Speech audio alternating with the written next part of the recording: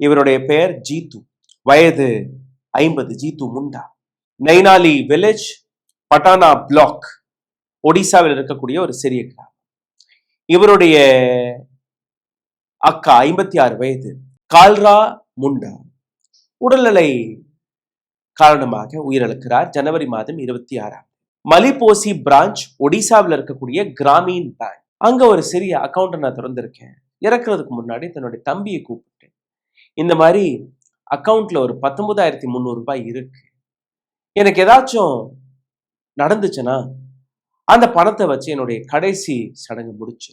தம்பி கிட்ட இந்த விஷயத்த சொல்லிட்டு இறந்துருச்சு அந்த பெண்மணி. இறந்த உடனேயே ஜீத்து முண்டா அந்த கிராமீன் வங்கிக்கு போயிருக்கிறார், கிராம பேங்க். அங்களுடைய அதிகாரிகள் இவரை விரட்டடித்து விட்டார்கள், பணத்தை கொடுக்கவில்லை. அடக்கெல்லாம் சேர்ந்துச்சு, கடன் உடனே வாங்கி அடக்கமெல்லாம் செஞ்சுட்டு மறுபடியும் போயிருக்கார். பிரான்ச்ல இருக்கக்கூடிய அதிகாரிகள் இந்த நபர் படிக்கவில்லை, ஒரு ஆதிவாசி பழங்குடியினர், அந்த நபரை இளக்காரமாக பார்த்தது மட்டுமல்லாமல் நடத்தியும் இருக்கிறார்.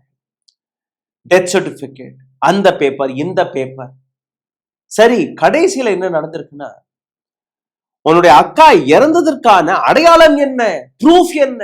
ஒரு படிக்காத ஏழை உங்களிடம் ஒரு உதவின்னு வரும்போது, அவருடைய அதிகாரத்தை, உரிமையை கேட்கும் போது, ஏன் ஒரு வங்கி அதிகாரி நேரடியாக அந்த கிராமத்திற்கு போய் அதை உறுதி செய்திருக்க முடியாதா?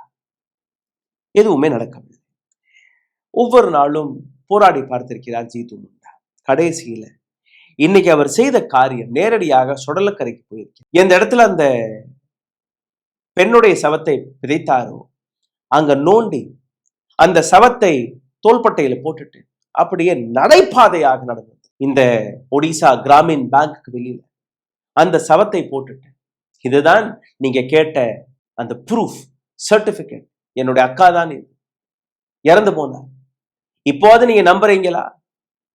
19,300 ரூபாய் என் அக்கா என்னோட சொல்லிட்டு போனது, நான் தான் அதற்கான குடும்ப நபர், எனக்கு தான் அந்த பணம் வரணும், கொண்டாங்க.